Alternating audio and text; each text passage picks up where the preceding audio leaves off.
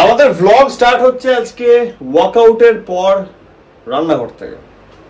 Good morning everyone, welcome back to the channel. বাড়ি এলাম, বাড়ি এসে আমাকে একটা প্রিপারেশন করতে হবে, যেটা হচ্ছে কি আমার লাঞ্চের, কারণ একটু পরে আমি বেরোবো ভাবছি।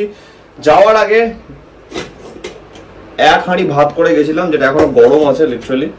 তো ভাত রেডি আছে, আমাকে আমার প্রোটিন রেডি করতে হবে আর ডাল রেডি করতে হবে, অ্যান্ড দেন স্নানে যাবো, খাওয়া দাওয়া করবো, বেরোবো। তো হচ্ছে প্ল্যান আপাতত। প্রচন্ড রোদ, প্রচন্ড গরম, বাট আমি আজকে ভাবছি যে বাইক নিয়ে বেরোবো, কারণ তাড়াতাড়ি হবে, কিছু কাজ আছে আজকে। লেটস সি কি হচ্ছে। আমাদের মোটো ভ্লগ হচ্ছে আজকে, ইয়েস। সেটার জন্য আমার ক্যামেরা চার্জে বসে গেছে, তাড়াতাড়ি ট্রাই করি, স্নানে যাই, দিয়ে দেখা হচ্ছে। কোথায় ভাবলাম তাড়াতাড়ি কাজগুলো করবো। স্নান by the way done, Thakur Puja done, everything is done, রান্না বান্না করে নিয়েছি। ওয়েদারটা দেখো, ওয়েদারটা দেখো, এই হচ্ছে এখন ওয়েদার। ও মাই গড, এই যে সিরিয়াসলি একটা ছোট্ট কথা বলবো।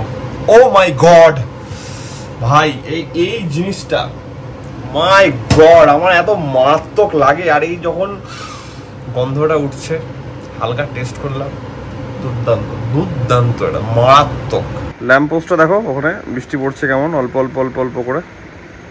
ঘড়িতে টাইম হচ্ছে 6:30। আমি লিটারালি খাওয়ার পর থেকে লাঞ্চ হয়েছে, আমি বসে আছি মানে একটু আমি মানে ঘুম আসছে, আমি ঘুমাইনি, বসে আছি, কাজ করছি। জানলা খোলা, যে হ্যাঁ এসি চালাবো, এখন বুঝতে পারবো না যে বৃষ্টি থামলো কি থামলো না। কাজ আছে, বেরোতে হবে কনস্ট্যান্ট। দুপুর থেকে টানা বৃষ্টি পড়ে যাচ্ছে, মানে কি অবস্থা, কি বলবো। দেখলে এখন ঘড়ির টাইম দেখো, এখন কটা বাজছে, 6:30। টানা দুপুর থেকে টানা বৃষ্টি পড়ে যাচ্ছে ভাই। সিরিয়াসলি ভাই, আমার মানে কিছু বলার নাই, এত ইরিটেটিং লাগছে না এই ওয়েদারটা নিয়ে। ভাই থাম ভাই, বেরোবো আমি বাইরে। চলো, বহু দিন বহু যুগ বাদে প্রপার মোটো ভ্লগ হচ্ছে, লেটস গো। বৃষ্টিটা ফাইনালি থামলো, এখন ঘড়িতে টাইম হচ্ছে 7:45। আমি বেরোবো ভেবেছি, মানে বেরোবোই আমি। ভালো লাগছে না ভাই, বাড়ির মধ্যে কিছু কাজ আছে, সেগুলো না করলে হবে না। বাড়িতে বসে থাকা যায়? এতক্ষণে থামলো বৃষ্টিটা, কি আর বলবো। কালকে গেটটা খুলে যাবে তো, ঠিক আছে। আমাদের ওদিকে ছোট গেটটাকে একটু বড় করা হয়েছে, যাতে 4 চাকা পাস হয়। এবার গাড়ি ঢুকবে, বাট আনফর্চুনেট ব্যাপার হচ্ছে কি ওইদিকে রাস্তাটাও কাটা আছে। মানে সেই দাতাই দেয় তো বিধাতাই দেয় না, বিধাতাই দেয় তো দাতাই দেয় না, এটা ব্যাপার হয়ে আছে। ঠিক আছে, দেখা যাক। ওইটা মানে ওইদিকে রাস্তাটা ঠিক হয়ে গেলে তখন তাহলে ওদিক দিয়ে যাতায়াত করা যেতে পারে। বাই দ্য ওয়ে, আমার এই হেলমেটটা বহুদিন বাদে বেরোলো, কারণ আমি মোটো ব্লগ না করলে এই হেলমেটটা বার করি না, কারণ বহুত মেনটেন করে রাখি এই হেলমেটটাকে। ওকে, নাইস। বৃষ্টির টাইমে ধর বৃষ্টি পড়বে, কিছু করার নেই, বাট কাজগুলো। আর একটা প্রবলেম কি হয়েছে না, গাড়িটা নেই, যে 4 চাকাটা যদি বাড়িতে থাকে বৃষ্টি হলেও কি হুট করে বেরিয়ে যাওয়া যায়। বাট আনফর্চুনেটলি যেহেতু গাড়িটা আমার হাতের কাছে নেই, আমাকে গাড়ি আনতেও যেতে হবে কিছুটা দূরে। আর প্রবলেমটা কি, হুটহাট করে এই রাস্তা কেটে দিয়েছে। এবার ম্যাক্সিমাম যারা এই চত্বরে গাড়ি ফাড়ি চালায় তারা ঢুকতে চাইছে না। এবার আমার দিকের রাস্তাটা তাও অ্যাক্সেসেবল, মানে গাড়ি আসবে, এবার কি করছে রাস্তার মাঝখানে দাঁড়িয়ে, এবার ঢুকতে চাইছে না গাড়ি। তো প্রবলেম, গাড়ি পাচ্ছি না বা কিছু, এসব ঝামেলা হচ্ছে। কারণ বাড়ি অবধি আসা যায়, এবার আমার ওই শর্টকাটগুলো তো সব স্বাভাবিক, সব বাইকার্স বা গাড়িওয়ালারা চিনবে, বাট বাইকার্সগুলো ম্যাক্সিমাম অ্যাভয়েড করছে, তো মোটো করতে অসুবিধা হচ্ছে। তো এই একটা ঝামেলা লেগে গেছে, মানে যতক্ষণ না রাস্তাটা প্রপার ঠিক হচ্ছে ততক্ষণ মানে এই ঝামেলাটা একটু আমাকে পোয়াতে হচ্ছে। তারপরে আমাদের বোসটা খারাপ হয়ে আছে, সাউন্ড বারটা একবার আমাকে নিয়ে যেতে হবে সার্ভিস সেন্টার, সেটাও নিয়ে যেতে পারছি না। কারণ এখন আমাকে তাহলে ক্যারি করে করে নিয়ে যাও গাড়ির ওখানে, দিয়ে আবার ওখান থেকে নিয়ে যাও, আবার ঠিক করিয়ে নিয়ে আসো। এদিকে বৃষ্টি বাদলের দিন, কখন বৃষ্টি পড়বে না কি হবে, মানে একটা বহুত হচপচ সিচুয়েশন হয়ে আছে গাড়িটা না থাকাতে। তাও ডেফিনেটলি গাড়িটা, হ্যাঁ চলে এসো। কি বলবো এদেরকে, দেখছো টার্নিং, এটা ব্লাইন্ড রাইট টার্ন, ওর জন্যে দেখতে পাচ্ছেন ওখান থেকে কি আসছে, ওকে ওখানে ওভারটেক করতে হবে। এইসব মাথা মোটা লোকজনগুলোর সঙ্গে সারাদিন ডিল করতে হয়। লাইসেন্স কি করে পাই ডাউটফুল ভাই, সিরিয়াসলি পাই কী করে লাইসেন্স? তো যাই হোক, এই একটা ব্যাপার। বাট ডেফিনেটলি হ্যাঁ, আমি যেটা বলছিলাম যে একটা তো হেল্প হয়েছে, সেটা হচ্ছে গিয়ে বন্ধুর বাড়িতে গাড়ি রাখার জন্য গাড়িটা অ্যাটলিস্ট ইউজ করতে পারছি আমি কাজের জন্য। এবার দেখো কোনো কিছু করার নেই, প্রবলেম যখন থাকবে সেগুলোকে ফেস করতে হবে। তো এই একটা সিচুয়েশন চলছে এখন। গাড়ির ওপরে জলটা দেখে ভেতরটা ধুকপুক ধুকপুক করছে আমার। আই ডোন্ট ওয়ান্ট বৃষ্টি। রিসেন্টলি সবাই ডেফিনেটলি তোমরা জানো যে কি হয়েছে এয়ার ইন্ডিয়ার ইনসিডেন্টটাতে। আমি মাঝখান থেকে অনেক কিছু জিনিস অবজার্ভ করছিলাম, কারণ সব ফ্যাক্টস না জেনে কোনো কিছুতে কমেন্ট করা একদমই উচিত না। এবার ডেফিনেটলি অ্যাট দিস মোমেন্ট বিশাল কিছু হচ্ছে, ফ্যাক্টস একদম ক্লিয়ার হয়ে গেছে সেটাও হয়নি। বাট একটা কথাই বলার, মানে জেনারেল একটা কথা, সেটা হচ্ছে গিয়ে যে এয়ারলাইন্সদেরকে একটু সেফটির ব্যাপারটা মাথায় দেওয়া উচিত, ঠিক আছে, একটু দেওয়া উচিত।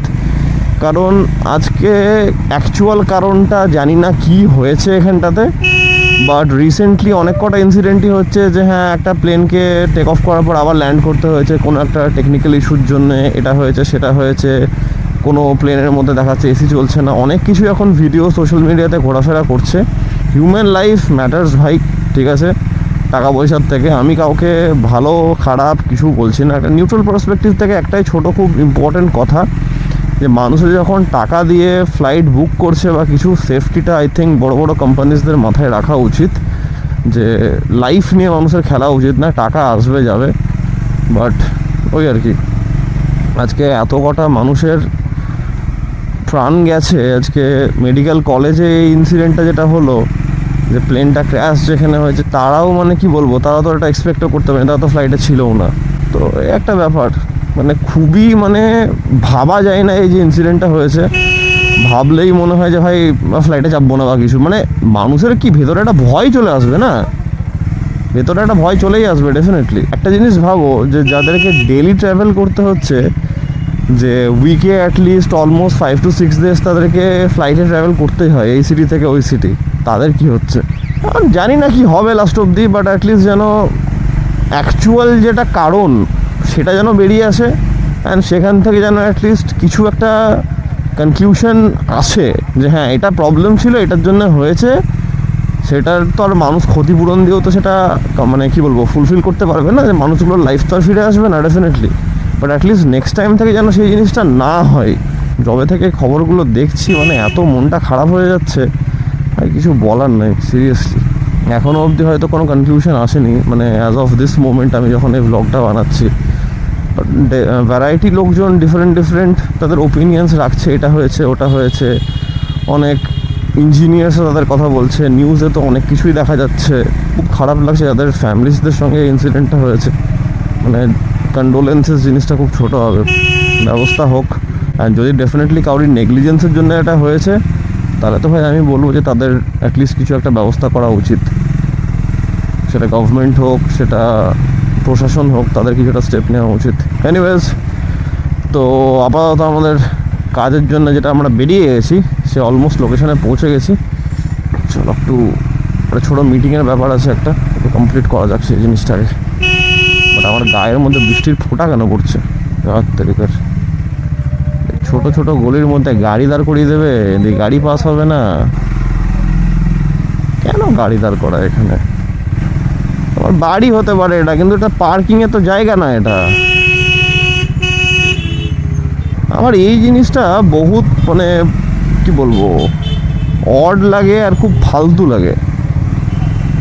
পার্কিং নাই, বাড়ি তোমার রাস্তার সামনে বলে তুমি ওখানে গাড়ি রেখে দেবে? আশ্চর্য। বৃষ্টি পড়ছে আবার টিপটাপ করে। বেরিয়ে যখন গেছি কাজ না কমপ্লিট করে যাওয়া যাবে না। গাড়ি ভিজলে গাড়ি ভিজবে, কিছু করার নেই। ফোন চলে এসছে। বাদাম একটা আলু দিয়ে একটা মাখা মারাত্মক লাগছে। মিটিং কমপ্লিট করার পর বেরোলাম, দিয়ে তো তোমাদেরকে দেখালাম একটু বাদাম আর তোমার আলু দিয়ে একটা আইটেম ছিল এখানটা। আমি এসেছিলাম হচ্ছে গল্ফ গ্রিন, এখান থেকে নেওয়া হলো। তো আপাতত একটু কিছু প্রোডাক্টিভ জিনিসপত্রর ব্যাপার স্যাপার চলছে, তো সন্দীপের সঙ্গে ডিসকাসও করলাম, ওর সঙ্গে দেখা করে। ফাইনালি আমরা কিছু চিন্তাভাবনা করছি, সেগুলো নিয়ে একটু ডিসকাশন হলো আমাদের। অ্যান্ড এবার একটু আমাদের প্রস্থান করা হয় বাড়ির দিকে, যাতে আমরা ভিজে না যাই। একদম। যাই হোক, তো সব কিছু কমপ্লিট। আজকের ব্লগটাকে আমি রাস্তার মধ্যে থেকে এন্ড করব, কারণ ভাবছিলাম আজকে অনেক কিছু করবো, বাট কিছু প্ল্যান লাস্ট অব্দি আমাকে ক্যান্সেল করতেই হলো, কিছু করার নেই। তো আই হোপ, আশা করছি আজকের এই ব্লগটা তোমাদের ভালো লেগেছে। অ্যান্ড তোমরা জানো যদি ব্লগটা ভালো লেগে থাকে, then as usual do like, share and subscribe. খুব জলদি আছে কালকে একটা নতুন ব্লগের সঙ্গে। Till then take care, be safe, bye bye, good night. তা এতটাই হিউমিডিটি যে প্রচণ্ড ঝাঁপ ধরে আছে, একটা ফগি ব্যাপার চলে আসছে ওয়েদারে।